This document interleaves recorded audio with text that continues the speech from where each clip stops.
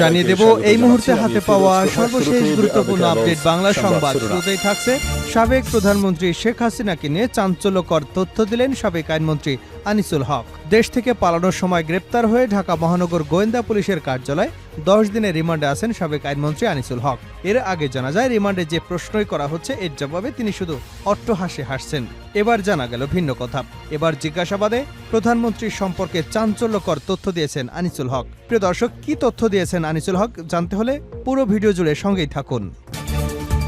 এবারে জানাবো সাংবাদিক দম্পতি শাকিল ফারজানার 4 দিনের রিমান্ড মঞ্জুর। বৈষম্য বিরোধী ছাত্র আন্দোলন চলাকালে উত্তরা পূর্ব থানা এলাকায় পোশাক কর্মী ফজলুল করিম হত্যাকাণ্ডে সাংবাদিক দম্পতি শাকিল আহমেদ এবং ফারজানার উপর 4 দিনের রিমান্ড মঞ্জুর করেছেন আদালত। শাকিল 71 টেলিভিশনের সাবেক বার্তা প্রধান এবং স্ত্রী ফারজানা সাবেক প্রধান প্রতিবেদক ও উপস্থাপক। জানাবো হুমকিতে শহর রক্ষা বাঁধ, খোয়াই নদীর পানি বিপদসীমার 192 সেন্টিমিটার উপরে। কয়েকদিনের বৃষ্টিপাত এবং নদীর উজানে ভারত থেকে নেমে আসা পাহাড়ি ঢলে নদীর পানি অব্যাহত বৃদ্ধি পাচ্ছে। বৃহস্পতিবার খোয়াই নদীর পানি বৃদ্ধি অব্যাহত রয়েছে। তলে যাচ্ছে গ্রামের পর গ্রাম এলাকা, শহরের পর শহর। পানিবন্দী হয়ে পড়েছে প্রায় কোটিখানেক মানুষ। এবারে থাকছে বাঁধ খুলে আকস্মিক বন্যা সৃষ্টির প্রতিবাদে বিক্ষোভ।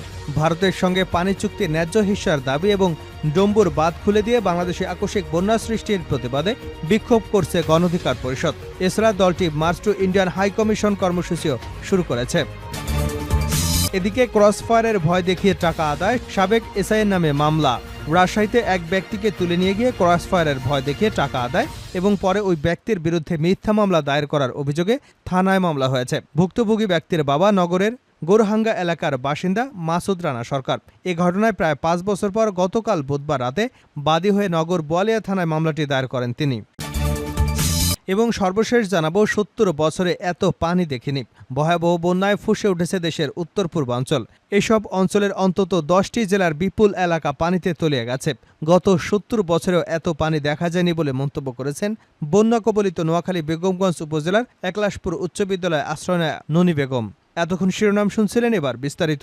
প্রিয় দর্শক, আপনি যদি এই চ্যানেলে নতুন হয়ে থাকেন ভিডিওটি দেখতে দেখতে চ্যানেলটি সাবস্ক্রাইব করে আমাদের সঙ্গে থাকুন।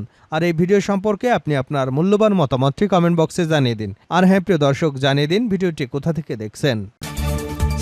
সাবেক প্রধানমন্ত্রী শেখ হাসিনাকে নিয়ে চাঞ্চল্যকর তথ্য দিলেন আইনমন্ত্রী আনিসুল হক। দেশ থেকে পালানোর সময় গ্রেপ্তার হয়ে ঢাকা মহানগর গোয়েন্দা পুলিশ কার্যালয়ে 10 দিনের রিমান্ডে আছেন সাবেক আইনমন্ত্রী আনিসুল হক। বৃহস্পতিবার রাজধানীর মিন্টু রোডে ডিবি কার্যালয় সূত্রে জানা গেছে, জিজ্ঞাসাবাদ শেষে শেখ হাসিনাকে নিয়ে চাঞ্চল্যকর তথ্য দিয়েছেন তিনি। জিজ্ঞাসাবাদে তদন্ত কর্মকর্তা আনিসুল হককে প্রশ্ন করেন, 2018 সালে যখন কোটা সংস্কার আন্দোলন হয় তখন ছাত্ররা সব কোটা বাতিল চায়নি, তারা সংস্কার চেয়েছে, কিন্তু আপনারা কোটা বাতিল করে দিলেন কেন? এর জবাবে আইনমন্ত্রী বলেন, এসব হয়েছে শুধু প্রধানমন্ত্রীর রাগ এবং একগুঁয়েমির কারণে। ডিবি কর্মকর্তার প্রশ্ন ছিল, প্রধানমন্ত্রী যেহেতু রাগ করে কোটা বাতিল করেছেন তাই তিনি প্রধানমন্ত্রী হিসেবে তার শপথ ভঙ্গ করেছেন, এটা দেখেই তো আপনি আইনমন্ত্রী হিসেবে পদত্যাগ করতে পারতেন। এ সময় আনিসুল হক বলেন, শেখ হাসিনার বাইরে যাবার কোনো সুযোগ ছিল না। আপনারা যেমন ঊর্ধ্বতন কর্তৃপক্ষের আদেশ মানতে বাধ্য, আমরাও তেমনি শেখ হাসিনার আদেশ মানতে বাধ্য ছিলাম। ডিবি কর্মকর্তা বলেন, আমরা ঊর্ধ্বতনের অন্যায় আদেশ মানতে বাধ্য নই, আর অন্যায় আদেশ মানিনি বলেই দীর্ঘদিন পদোন্নতি হয়নি, পোস্টিং দেওয়া হয়েছিল খারাপ জায়গায়। আপনারা তো অন্যায় আদেশ না মানার দৃষ্টান্ত দেখাতে পারতেন। জবাবে এই আইনমন্ত্রী বলেন, দেশে অরাজকতা সৃষ্টির পেছনে সাবেক প্রধানমন্ত্রী শেখ হাসিনা একাই দায়ী, কারণ তিনি আমাদের কারো কথা শুনতেন না। ডিবি কর্মকর্তা প্রশ্ন ছুড়ে বলেন, আপনারা যারা উপদেষ্টা, মন্ত্রিপরিষদ সদস্য এবং নেতা ছিলেন তারা শেখ হাসিনাকে বোঝাতে পারেনি।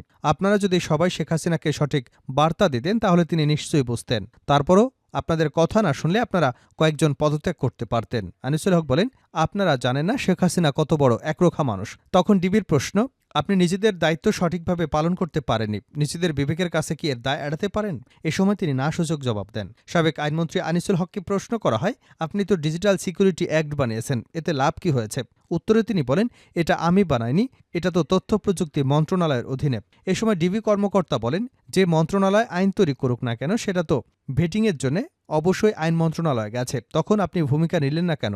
উপরন্ত বিতর্কিত আইনের পক্ষে মতামত দিয়েছেন, আর এই আইনের মাধ্যমে অনেক সাংবাদিক, পুলিশ কর্মকর্তাকে হয়রানি ও নির্যাতন করা হয়েছে। এ সময় চুপ হয়ে যান সাবেক আইনমন্ত্রী আনিসুল হক। ডিবির এক প্রশ্নের জবাবে আনিসুল হক বলেন, শিক্ষার্থীদের দাবি তো মেনে নিয়েছিলাম, তারা যে এত দ্রুত সরকার পতনের একদফা আন্দোলনে যাবে তা বুঝতে পারেনি। তাকে প্রশ্ন করা হয়, তত্ত্বাবধায়ক সরকারের ব্যবস্থা আপনারা কেন বাতিল করলেন? এর জবাবে আনিসুল হক বলেন, আদালত স্বাধীন, এ সংক্রান্ত রায় আদালত থেকে এসেছে, সরকার শুধু বাস্তবায়ন করেছে। ডিবির ওই কর্মকর্তা প্রশ্ন করেন, আদালত তো বলেছিলেন সরকার চাইলে আরও 2 টার্ম তত্ত্বাবধায়ক সরকার ব্যবস্থা রাখতে পারে, আপনারা কেন সেটা রাখলেন না? জবাবে আনিসুল হক বলেন, এটা শেখ হাসিনার ইচ্ছায় হয়েছে। সাংবাদিক দম্পতি শাকিল ফারজানার 4 দিনের রিমান্ড মঞ্জুর। বৈষম্য বিরোধী ছাত্র আন্দোলন চলাকালে উত্তরা পূর্ব থানা এলাকায় পোশাককর্মী ফয়জুল করিম হত্যা মামলায় সাংবাদিক দম্পতি শাকিল আহমেদ এবং ফারজানার উপর 4 দিনের রিমান্ড মঞ্জুর করেছেন আদালত। শাকিল 71 টেলিভিশনের সাবেক বার্তা প্রধান এবং তার স্ত্রী ফারজানার সাবেক প্রধান প্রতিবেদক উপস্থাপক। বৃহস্পতিবার ঢাকার মেট্রোপলিটন ম্যাজিস্ট্রেট আহমেদ হুমায়ুন কবিরের আদালত রিমান্ডের আদেশ দেন। এর আগে মামলার সুষ্ঠু তদন্তের স্বার্থে তাদের 10 দিনের রিমান্ডে নিতে আবেদন করেছিলেন তদন্তকারী কর্মকর্তা। আদালতের শুনানি শেষে প্রত্যেকের 4 দিনের রিমান্ডের আদেশ দেওয়া হয়। গত বুধবার 21শে আগস্ট দুপুরে এই সাংবাদিক দম্পতিকে হযরত শাহজালাল আন্তর্জাতিক বিমানবন্দর থেকে আটক করা হয় বলে জানান বিমানবন্দরের নিরাপত্তার দায়িত্বে থাকা এক কর্মকর্তা। পরে ঢাকা মহানগর পুলিশের পক্ষ থেকে জানানো হয়, তারা বিদেশে যাবার উদ্দেশ্যে বিমানবন্দর এলে ইমিগ্রেশন কর্তৃপক্ষ তাদের আটক করে ডিবিতে স্থানান্তর করে। হুমকিতে শহররকা বাঁধ, খোয়াই নদীর পানি বিপদসীমার 192 সেন্টিমিটারের উপরে। হবিগঞ্জে খোয়াই নদীর পানি বিপদসীমার 192 সেন্টিমিটারের উপর দিয়ে প্রবাহিত হচ্ছে। কয়েকদিনের বৃষ্টিপাত এবং নদীর উজান ও ভারত থেকে নেমে আসা পাহাড়ি ঢলে নদীর পানি অব্যাহতভাবে বৃদ্ধি পাচ্ছে। বৃহস্পতিবার খোয়াই নদীর পানি বৃদ্ধি অব্যাহত রয়েছে। শহররক্ষা বাঁধও হুমকিতে পড়েছে। আর সামান্য পানি বাড়লেই বিভিন্ন স্থানের বাঁধ উপচে পানি লোকালয়ে প্রবেশ করবে। অপরদিকে শহরতলির জালালাবাদ গ্রামের পাশেই খোয়াই নদীর বাঁধের ভাঙন দিয়ে প্রবল বেগে হাওরে পানি প্রবেশ করছে। ক্রমাগত ভাঙনটিও বড় হচ্ছে। এভাবে পানি হাওরে প্রবেশ করতে থাকলে খুব দ্রুতই পানি জনপদে প্রবেশ করবে বলে আশঙ্কা করছেন স্থানীয় বাসিন্দারা। হবিগঞ্জের পানি উন্নয়ন বোর্ডের নির্বাহী প্রকৌশলী শামীম হোসাইন মাহমুদ বলেন, খোয়াই নদীর উৎপত্তিস্থল ভারতের ত্রিপুরা রাজ্যে বৃষ্টিপাত অব্যাহত থাকার কারণে নদীর পানি বৃদ্ধি পাচ্ছে। বৃহস্পতিবার বিকাল 3টায় জেলা শহরের মাসুলিয়া পয়েন্টে খোয়াই নদীর পানি বিপদসীমার 192 সেন্টিমিটারের উপর দিয়ে প্রবাহিত হচ্ছে।